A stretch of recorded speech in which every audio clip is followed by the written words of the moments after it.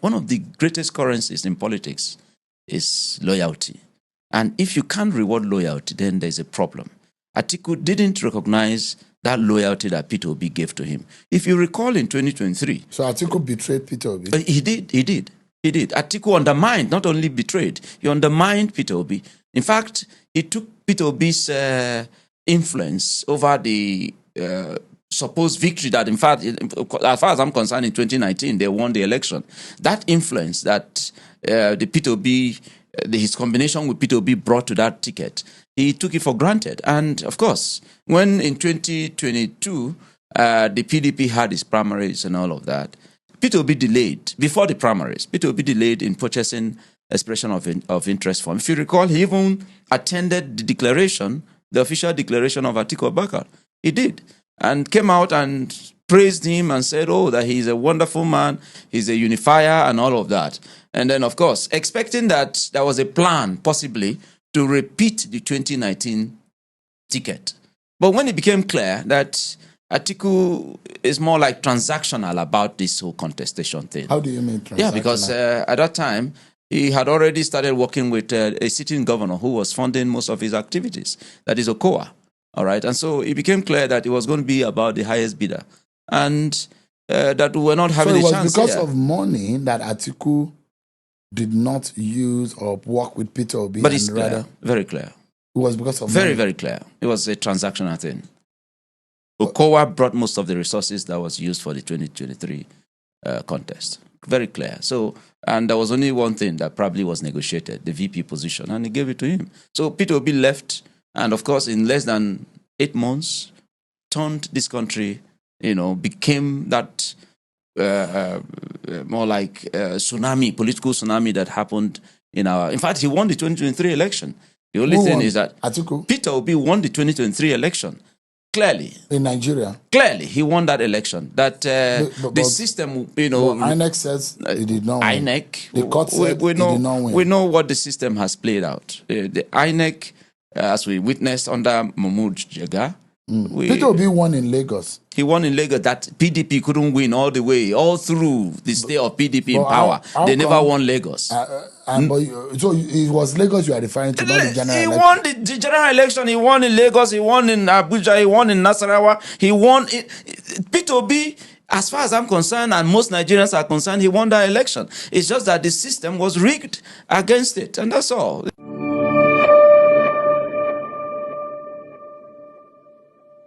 Hello, everyone. I think I totally agree with Mr. Dickson in that video.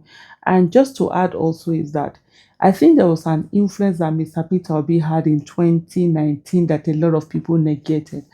I've met a lot of young people who said they voted Atiku in 2019 because of Mr. Peter Obi. Yes. And for me, I didn't vote Atiku.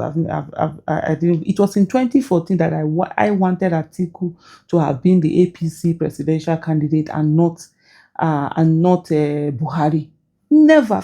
For me, I also did this thing, which is so funny. Never ever voted, Buhari. In October, I always mention October 2014. You go back to my tweets; they are still there, where I was talking about Buhari and that no way Buhari is going to win election in Nigeria after all that had happened and whatever. But I ended up voting for him. And I voted for him because of Osinbajo. And one of the things, and that's why, and after, for me, the Buhari-Osinbajo regime, I don't have any business with Buhari because I never believed in him in the first place. But it was Osinbajo that I believe, and the failure, I felt failed and betrayed by Osinbajo in the way that he acted and went on, even when he was, acting president. One of the things, Nigerians usually don't pay attention. It was Osinbajo that started attacking, civil society. Wallahi. I always say people, go back to 2017. All throughout this person, Buhari never did.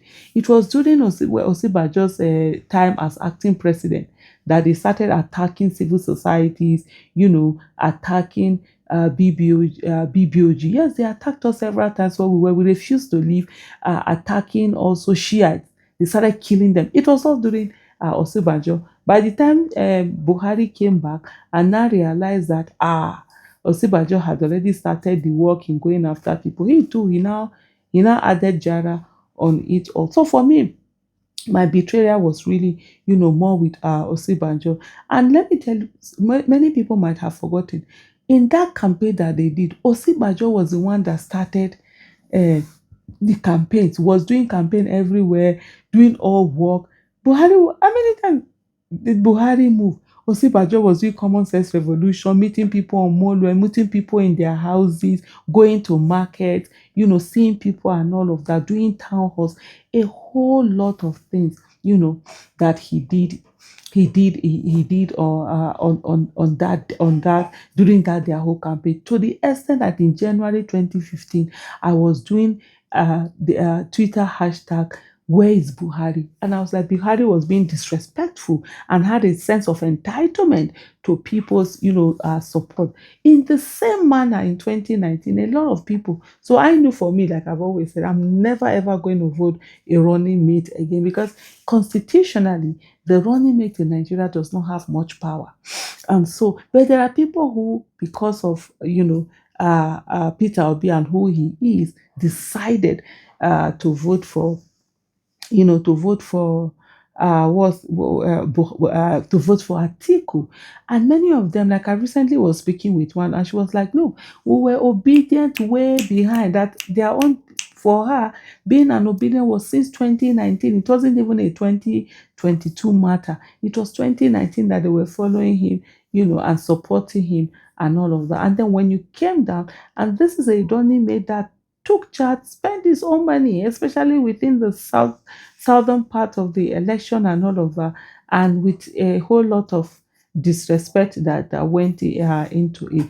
What some of the this thing information that Mr. Dickson shared, I'm not aware of them. He was a PDP member, so he would be more aware of the internal things that were going on. I'm not aware of that, but there was no reason that Atiku contested 2022. He had no business contesting. And when I see people try to say that, especially those who support that, Atiku is the cause of is the reason why we have a Tinubu today. Atiku was never supposed to have run. PDP were supposed to have put up a Peter Obi. They would have been in office by now. A lot of us were willing to vote them in spite of their nonsense, based on the fact that, okay, we are voting candidate and not necessarily the party. They would have been back in office now. But because of their selfishness, their lack of vision, their longer throat, they threw everything away. Everything of all that business, it was Atiku leading us to this, because he had no business contesting. In 2019, it was said that it was the turn of the North. Of all of them, I think they were about 8 or whatever, they were all Northern candidates. Then in 2022, when it was supposed to be the turn of the South, Atiku comes and says that, oh no, he has to be president of Nigeria by fire, by force. We've done 3 people that of the same ilk, the same plot, the same whatever. We've done Buhari, disaster. Tinubu, disaster. You want us to now also come and do an Atiku. Hey! Obebekube.